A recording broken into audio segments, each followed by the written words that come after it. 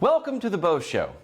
Recently I attended Freedom Fest out in Las Vegas, Nevada, which is a libertarian conference of sorts. And I say of sorts because it's not only libertarian with a capital L, but it can be libertarian with a small l, meaning there is a libertarian exchange of ideas that might bleed through several different political parties, including the Republican, Democrat, and Libertarian parties. These folks tend to go issue by issue rather than a whole platform that one must subscribe to. But in the end, they all want the same thing: freedom. And that means economic freedom, religious freedom, and personal freedom. The freedom to worship or the freedom not to worship. And while libertarian candidates have not fared very well when it comes to presidential elections in our two-party system, many of the ideas that are exchanged find their ways to different candidates and platforms. Senator Rand Paul, for instance, is a very pro-liberty senator, which comes from his libertarian father, Congressman Ron Paul. But the conference also had speakers such as former Democrat Andrew Yang, who has started a new political party. And as I listened to various panels and breakout sessions, it seemed clear that they wanted to address issues like our ailing economy, inflation, bad tax policy, and what the lockdowns did to us, and how negatively it impacted this country.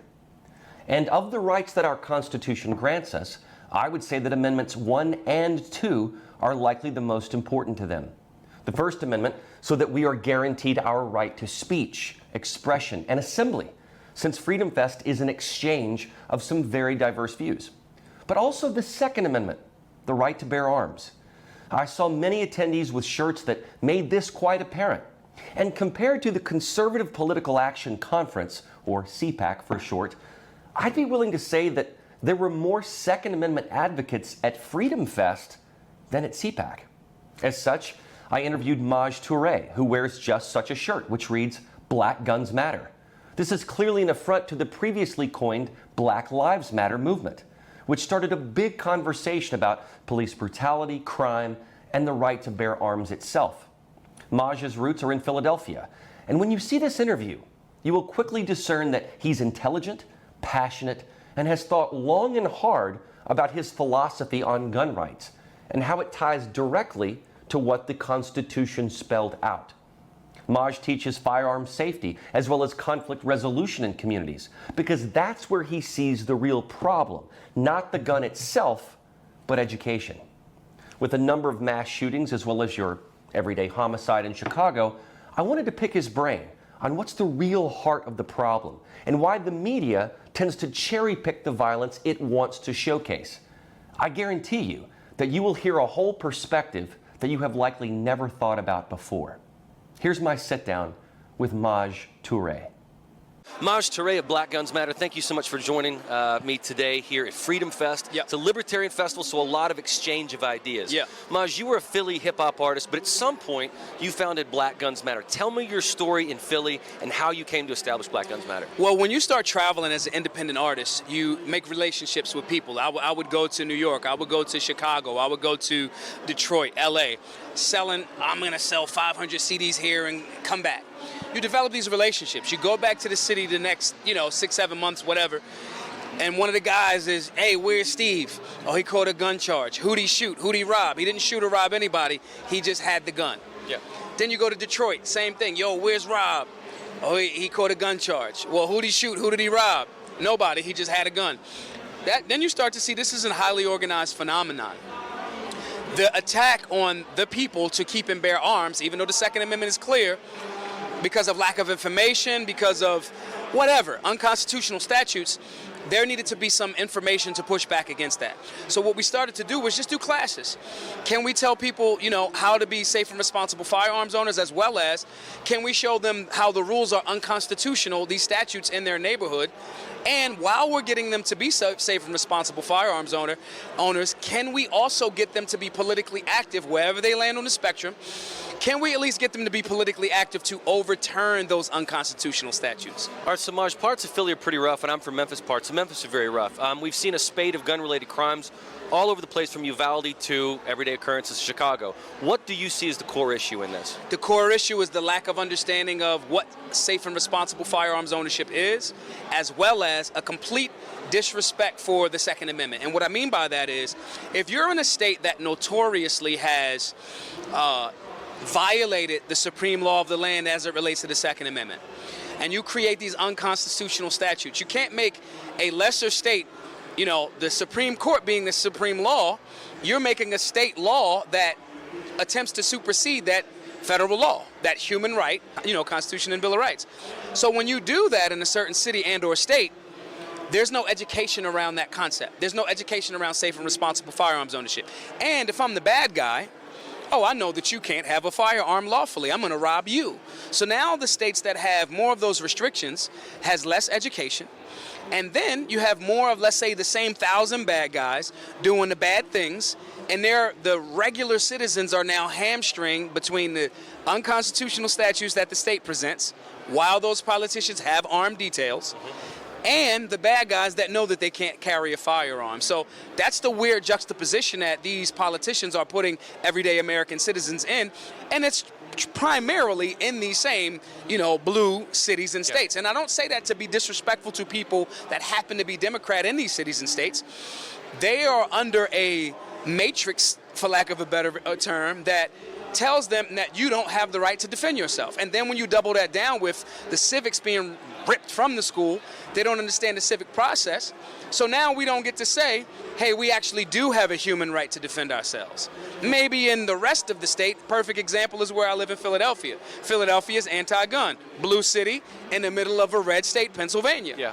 So these cities have the most violent crime, even though there's guns in all of the other cities around those same red states. Seems counterintuitive. It's absolutely counterintuitive. So how do you feel then about background checks, especially for those under 21? And do you see any problem at all with a person being able to buy a military-grade rifle that can fire multiple magazines rapidly?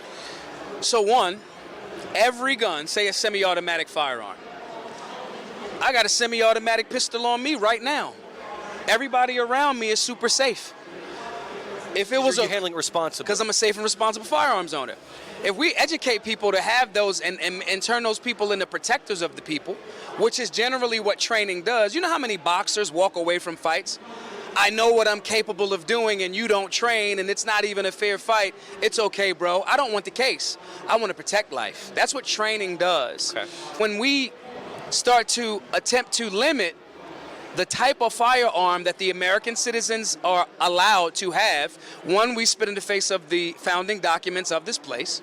Two, then you have to start, if you want to be intellectually consistent, you then have to say, well, if I don't have the Second Amendment, well, your freedom of speech, your First Amendment right, people can say mean things, and they should be put in jail. So if we're going to be intellectually consistent, when we start curtailing the type of firearms, and for these reasons, we got to be intellectually consistent all across the board. Either we are all in on this freedom thing, and struggle around the you don't want to piecemeal it. Right.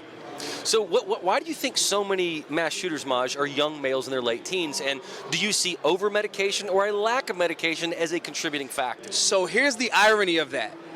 The average age of mass shooters in America is 33. Okay. So even if we made the rule you got to be 21, the average age of mass shooters is 33. That doesn't solve the problem. And then if we make rules to isolate, to say, hey, you can't have a firearm in here, well, that's why this weirdo in Buffalo did it. He literally wrote this so-called manifesto saying, I'm going here because they can't defend themselves and I want to kill the black people. So why will we advocate for more restrictions that only makes those people not have the means to stop that bad guy? So when it's a 21 and over thing, are we also being intellectually consistent in saying, okay, well, now you can't go into the military until you're 21. Okay, now you can't vote until you're 21. These same people that advocate for this, saying you got to be 21 to buy a rifle, are now saying you should be able to be 16 to vote. So the intellectual inconsistency, that's the real pandemic. And I just ask these questions to people.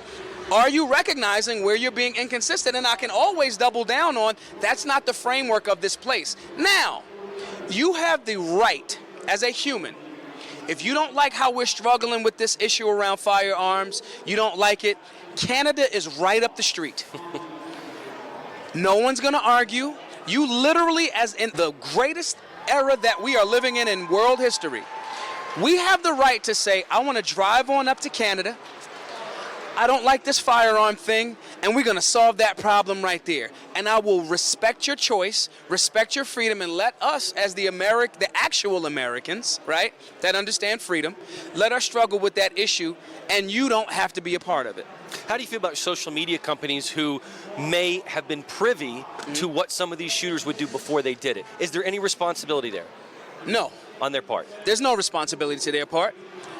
They're responsible for curtailing the speech of people that would say, hey, this is a problem.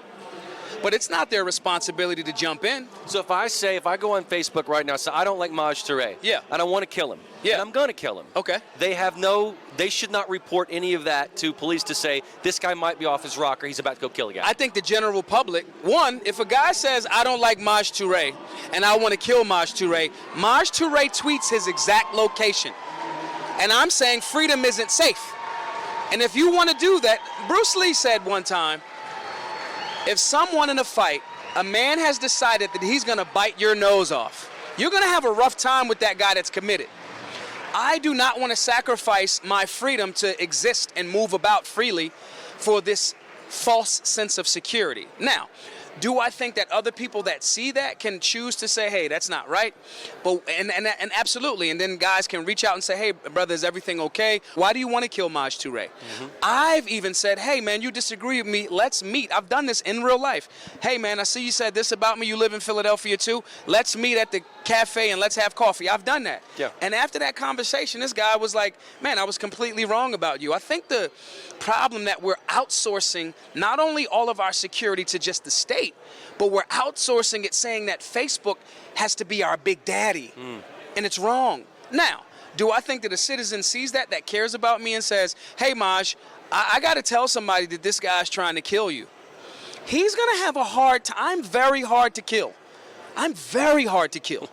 Now, I respect his right to say it.